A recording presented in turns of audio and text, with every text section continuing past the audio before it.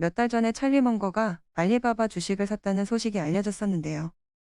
최근에 중국 공산당 리스크로 인해 중국 주식이 전체적으로 하락하면서 다시 주목받고 있습니다. 찰리 먼거는 버크셔 해서웨이의 부회장이자 데일리저널의 회장인데요. 데일리저널에서 알리바바를 투자했습니다. 알려진 바로는 2014년 포스코 주식을 매도한 이후 약 7년 동안 매매가 없었다고 하는데요.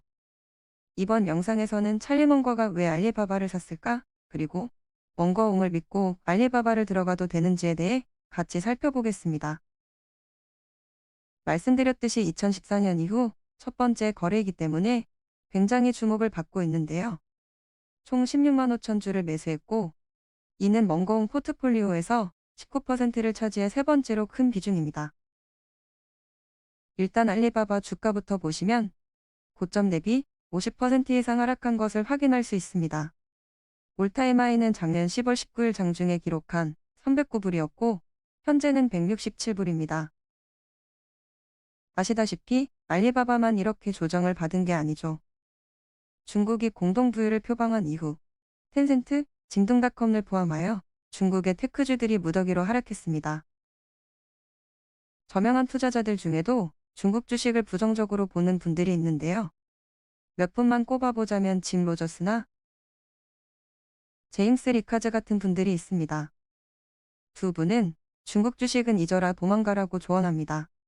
참고로 두 분 모두 자산시장의 버블이 조만간 터진다고 경고하고 있기도 합니다. 두 분과 달리 중국 주식을 중립적 또는 호의적으로 보고 계신 분들도 분명 있는데요. 그 중에 한 분이 캐시우드입니다. 비록 중국이 공동부유를 표방한 이후 아크는 중국 주식을 대폭 줄이기는 했지만 중국 정부와 긴밀한 관계를 유지하고 있는 기업을 여전히 보유하고 있습니다. 캐시우드는 중국 정부와 긴밀한 관계를 맺고 있는 주식으로 JD 로지스틱스와 온라인 전자상거래 업체인 판도더 등을 꼽았습니다. 반면 알리바바 주식은 전량 매도했는데요. 그렇다면 캐시우드는 알리바바를 중국 정부와 긴밀한 관계를 유지하고 있는 기업은 아니다라고 보고 있는 것 같습니다. 어찌되었건 미국 투자업계 거물들은 중국 투자를 두고 최근 날선 공방을 벌이고 있습니다. 앞서 말씀드린 짐 로저스나 제임스 리카즈 외에도 헤지펀드의 귀재 조지 소로스 또한 미중 패권 전쟁이 갈 때까지 갈 것이기 때문에 지금 중국 투자는 위험하다고 경고했고 한편 미국 최대 자산운용사인 블랙록은 중국은 사상 최대의 기회라며 논쟁을 이어가고 있습니다. 찰리 먼거는 코카콜라, 코스트코 같은 미국 대기업에 주로 투자하지만 중국 기술 기업들에 투자하는 데도 개방적이었습니다. 버크셔 해서웨이 주총에서 먼거는 중국 기업 미국 기업 상관없이 돈을 잘 벌면 투자 대상이다라고 말하기도 했습니다. 참고로 먼거와 버핏은 이해할 수 있는 사업, 양호한 성장 전망, 정직하고 유능한 경영진, 매력적인 주가까지 이 네 가지를 핵심 기준으로 투자에 임하고 있습니다. 그러면 알리바바 실적을 한번 보겠습니다. 보시는 것처럼 매출이 매년 급격하게 증가하고 있고 순이익도 2018년 대비로 2배 이상 증가했습니다. 잉여현금 흐름도 매년 증가하여 2018년 대비 2배 정도 많아졌습니다. 잉여현금 흐름은 영업으로 벌어들인 돈 중 세금과 영업비용, 설비 투자액 등을 제외하고 남은 현금입니다. 즉 실제로 돈이 회사에 얼마 남았는지 설명해주는 개념인데요. 다르게 말하면 기업이 뭐라든지 간에 쓸 수 있는 돈입니다. 숫자상으로는 아마존을 넘어서는 수준입니다.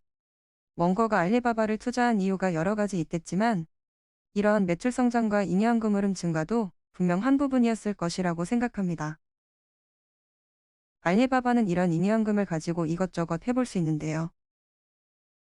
그중 하나가 바로 클라우드 컴퓨팅입니다. 아마존에서 봤듯이 클라우드 컴퓨팅은 엄청난 성장 동력이 될 수 있습니다. 알리바바는 현재 가성비를 내세워 공격적으로 영업하고 있는데요. 아마존과 마이크로소프트에 비해 저렴한 이용료를 내걸고 시장 점유율을 끌어올리고 있습니다. 여기까지 먼거가 알리바바를 매수했고 그리고 매수한 이유를 합리적으로 판단해 보았습니다. 알리바바의 비즈니스 모델이 탄탄하다고 생각하시고 중국 주식에 대한 특별한 거부감이 없으신 분들이라면 장기적인 관점에서 알리바바를 접근하는 것도 괜찮아 보이는데요. 그러면 이어서 원고의 평단가는 얼마인지 알아보는 것으로 영상을 마무리하겠습니다. 원고는 알리바바를 2021년 1분기에 매수했다고 알려져 있는데요. 그렇다면 원고의 평단은 230에서 270 사이일 것으로 보입니다. 대략 단순 평균하면 250인데요. 현재 주가가 170원저리이니까 지금 매수에 들어가면 원고보다 30% 정도 저렴하게 사는 것입니다. 주의하실 점은 원고음은 롱텀 투자를 하시니 아무리 원고보다 싸게 산다고 하더라도 숏텀으로 보고 들어가는 것은 좀 위험할 수도 있습니다.